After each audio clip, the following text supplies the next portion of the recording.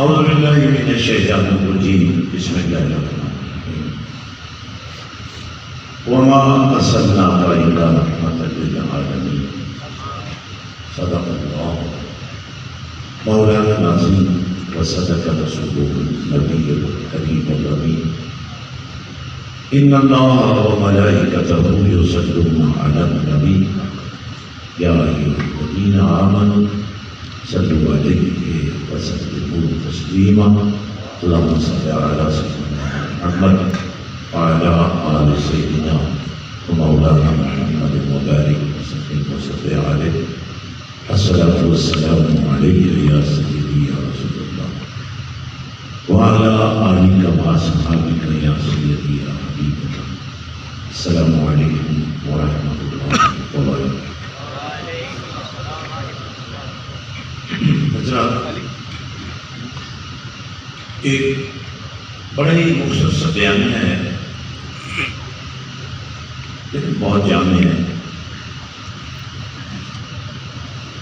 ایک ہے تخلیق،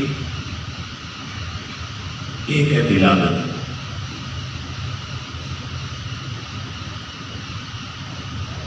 تخلیق کسی نے دیکھی نہیں ہے، لیکن جب ولادت ہوتی ہے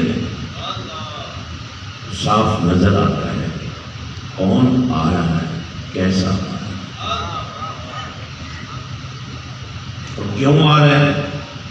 یہ وہ بیانیہ ہے جو پروردگار نے خود انتخاب کیا۔ وما ارسلناک الا رحمۃ للعالمین۔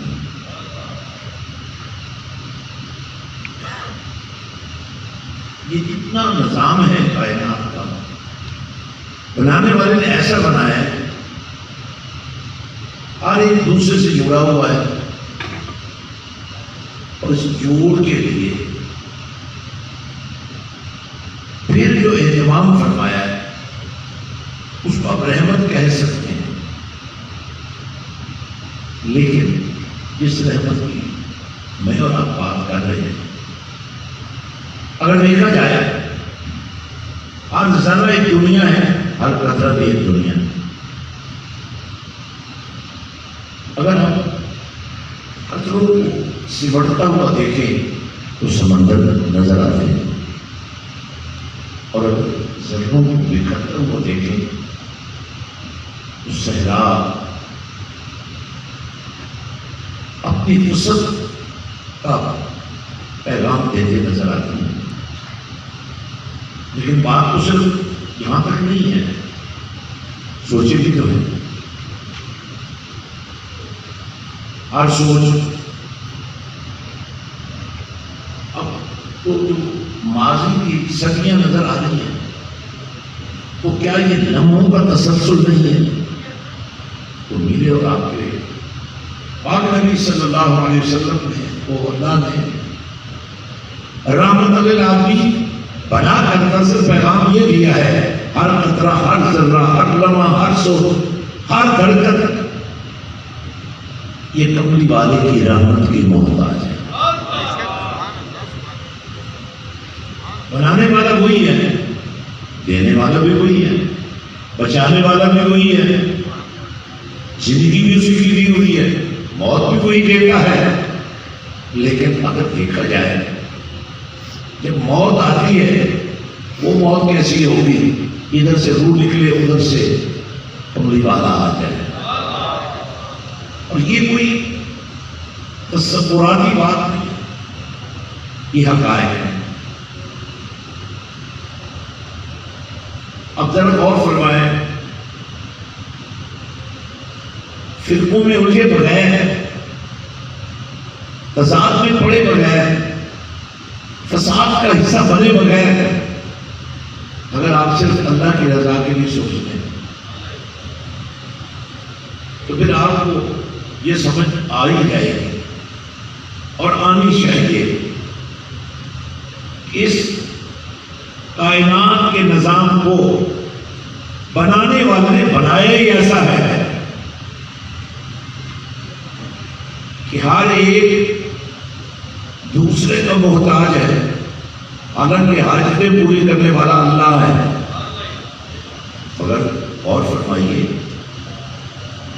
باپ کے نطفے سے لے کر ماں کے رحم تک، ماں کے پیٹ سے لے کر ماں کی گود تک، اور ماں کی گود سے لے کر گھر کے ماحول تک، اور گھر کی دہلیز سے لے کر مسجد کی چوکھٹ تک، اور پھر نظام تعلیم کے جو بھی ظاہری ہمارے پاس ورثے ہیں ان سے گزر کر اب غور فرمائیے کہ تعلیم کے باوجود، تہذیب کے باوجود ہم غیر مہذب کیوں ہیں،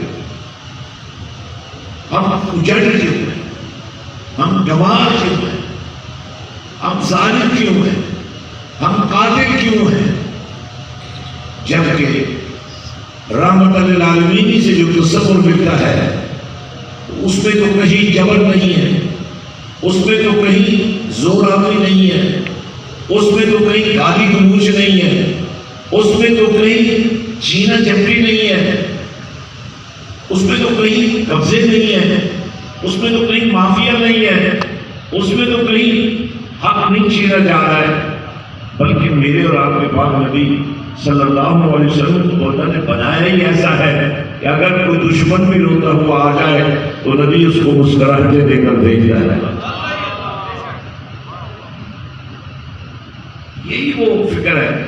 میں ڈائلاگ میں شامل تھا، بین المذاہب ڈائلاگ تھا، اور اختتام پر کچھ سوالات کیے گئے.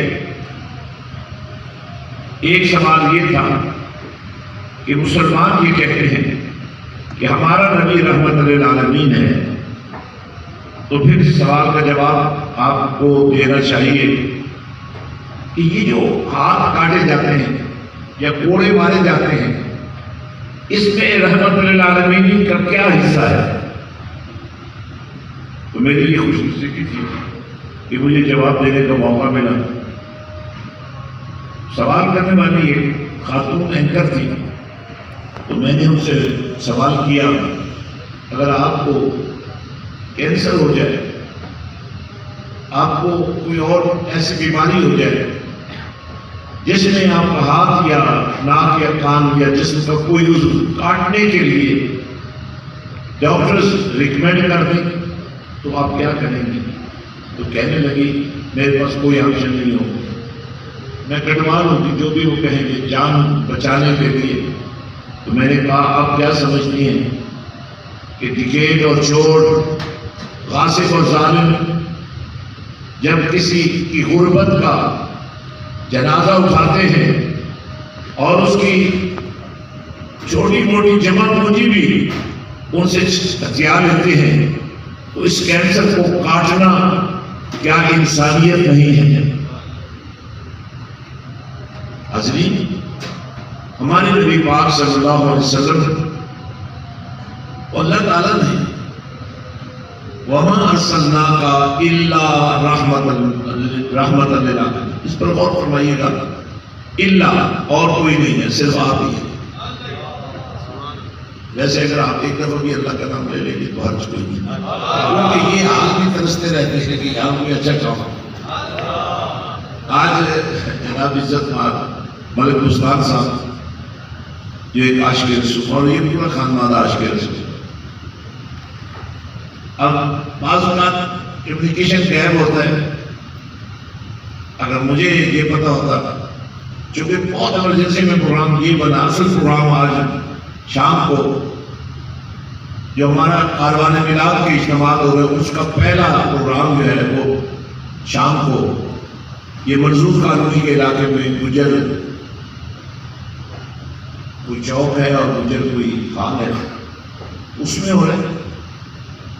تو یہ چونکہ میں جب بھی آتا ہوں تو ہم اس طرح ایک بیٹھک کرتے ہیں کہ آپ میں سے بہت سارے لوگ جلسوں میں، اجتماعات میں، مساجد میں، حتیٰ کہ جمعے میں بھی اس وقت پہنچتے ہیں جب آپ خطاب سن نہیں پاتے. اس میں آپ کا بھی قصور نہیں. آپ یہ سوچتے ہیں پچھلے جمعے والی کہانی پھر مولوی صاحب نے سنا دیں گے, چندہ مانگ لیتے ہیں, کبھی تو بندہ بھی مانگ لیتے. تو آپ اس لیے کہیں نہ کہیں کمزوری آپ سے ہو جاتی ہے. حالانکہ کسی کی گفتگو سے اختلاف کرنے کا یہ طریقہ نہیں کہ آپ مسجد کا بائیکاٹ کر لیں یا اپنے آپ کو بینیفٹ سے معروف کر لیں. جو مسجد میں بر وقت آنے پر اور اللہ کا نام لینے اور اس کو بلند کرنے پر اللہ نے عطا کر دیا. میں قرآن کا وہ حصہ آپ کے سامنے رکھنے جا رہا ہوں. یا ایھا الذین آمنوا اذا نودی للصلاۃ. قرآن کا استقبال کیا کریں. ویسے سنجیدگی اچھی چیز ہے, لیکن قرآن کے معاملے پر آپ کو بہت زیادہ سنجیدہ نہیں ہونا چاہیے, نکھر کر میدان میں آ جانا چاہیے. اذا نودی للصلاۃ فی یوم الجمعہ. اور جو اگلی بات میں قرآن ہی کے اور اسی بیانیے کے اندر سے آپ کے سامنے رکھنے جا رہا ہوں, وہ یہی ہے کہ آپ نے خاموش نہیں رہنا, آپ نے اللہ کا نام لینا ہے. فاسعوا الی ذکر اللہ.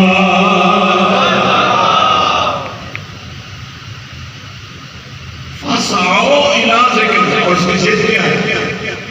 کیونکہ جب آپ جمعے کے لیے آ رہے ہوتے ہیں, دیر سے آ رہے ہوتے ہیں, تو ظاہر ہے کوئی ایسی مصروفیت, کوئی دکان, کوئی کاروبار, کوئی دفتر.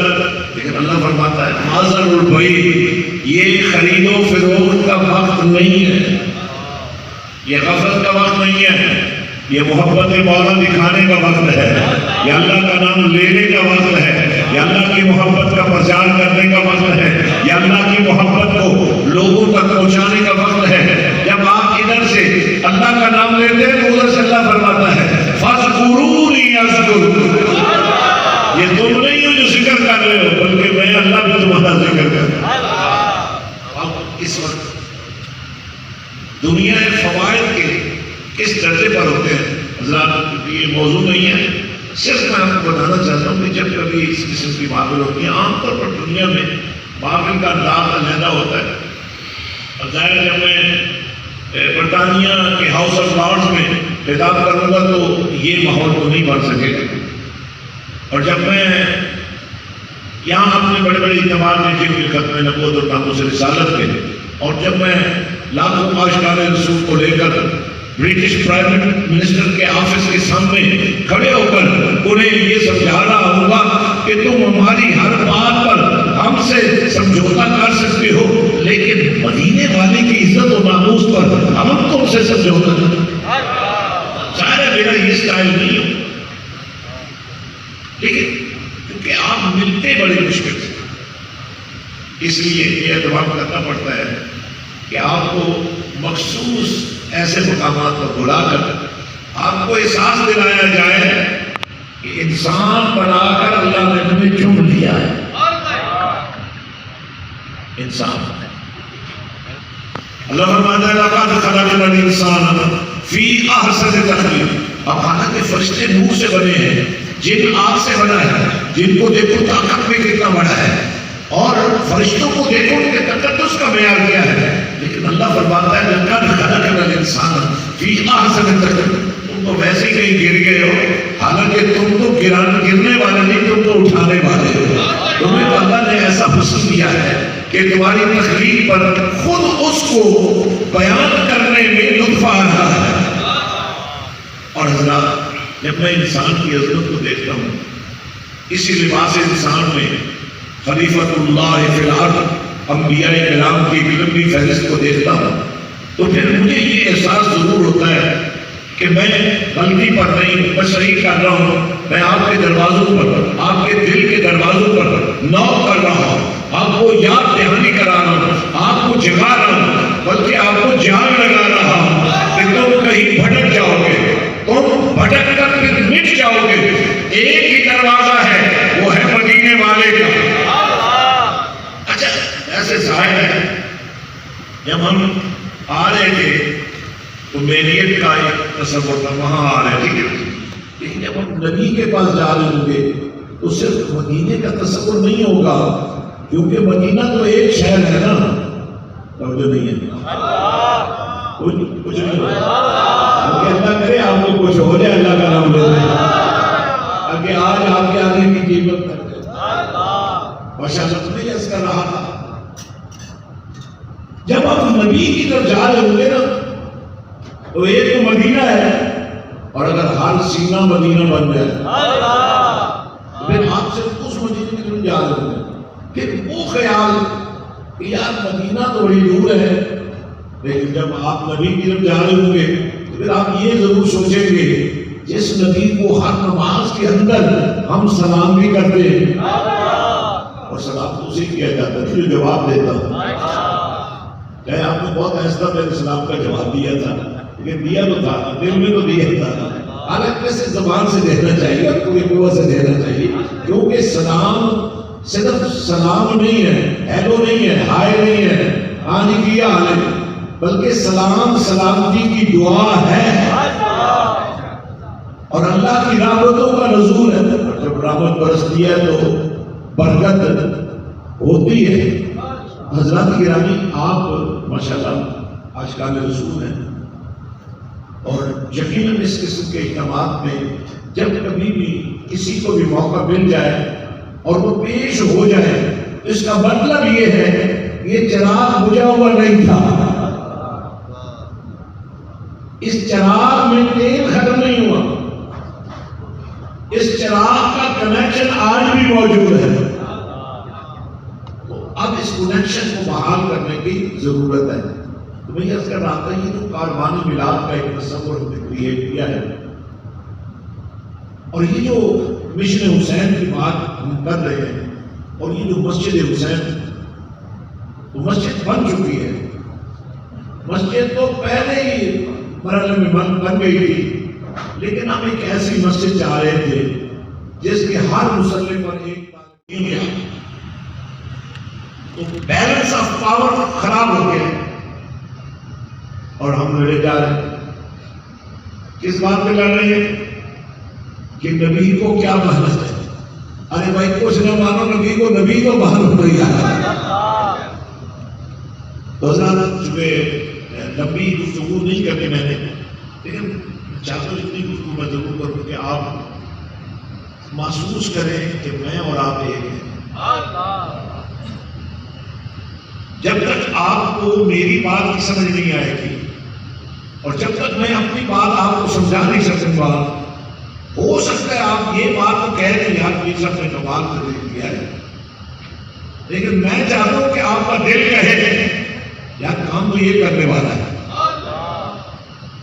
تو مجھے ان یتیموں کی فکر نہیں ہے جو میرے پاس ہے، وہ تو پڑھ رہے ہیں، اور اچھا کھانا کھلاتا ہوں، لباس آپ نے دیکھ لی ہے، اور اچھا لباس پہناتا ہوں، رہائش بہت اچھی دی ہوئی، کوئی کمی نہیں رکھی ہوئی ہے، لیکن مجھے فکر آپ کے ان بچوں کی ہے جو یتیم بھی نہیں ہے اور غریب بھی نہیں ہے، لیکن آپ کو کوئی یتیم بنا دیا ہے، کیوں؟ ان کی یتیمی ہے کیا؟ نبی رحمت صلی اللہ علیہ وسلم نے ارشاد فرمایا کہ میں تمہیں دو چیزیں عطا کر رہا ہوں، ایک اللہ کی کتاب قرآن مجید اور دوسری میری سنت، ان دونوں کو مضبوطی سے تھام کے رکھنا۔ سنت کیا ہے؟ کتاب کیا ہے؟ سنت کیا ہے؟ اس کا نچوڑ یہی ہے،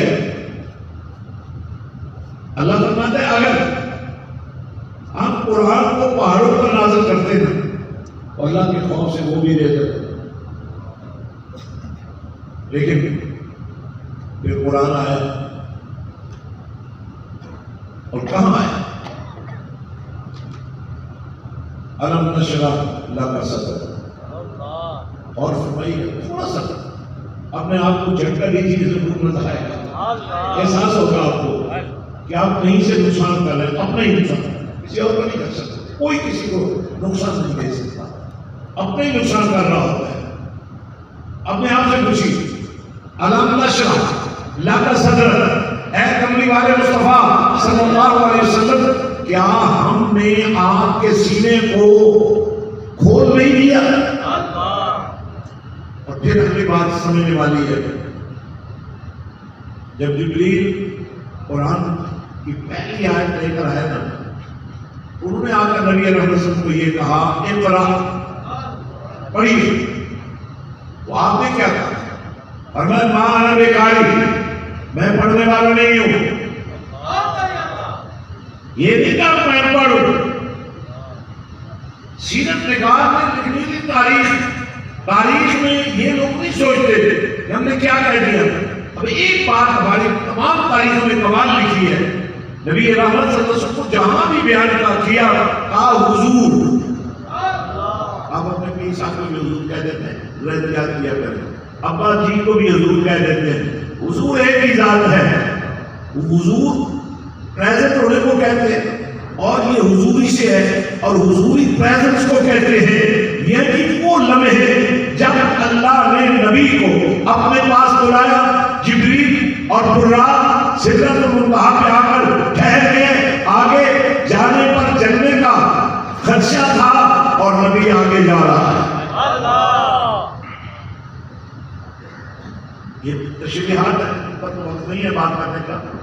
نبی آگے جا رہا ہے. کون سی قوت تھی؟ حالانکہ جب یہ سفر شروع ہوا تھا معراج کا، اللہ نے فرمایا سبحان الذی اسری بعبدہ لیلا. اللہ لے گیا اپنے بندے کو سیر کے لیے راتوں رات. لیکن سدرۃ المنتہا سے آگے جو سفر ہوا ہے نا، جب براق بھی نہیں تھا، جبریل بھی نہیں تھا، ٹائم فریم بھی نہیں تھا، سورس آف پاور ہی نہیں تھا. حالانکہ جس نام کو براق کہتے ہیں، یہ برق کی جمع ہے، یعنی ساری کائنات کی پاور، ساری کائنات کی بجلیاں جمع کر کے براق بنا کر اللہ نے نبی کے قدموں میں ٹھہرا دیے تھے. اور نبی کی ایک ٹھوکر سے وہ پاش ہو سکتے ہیں. لیکن براق رہ گیا، وہ سورس آف پاور رہ گیا. اللہ فرماتا ہے ثم دنا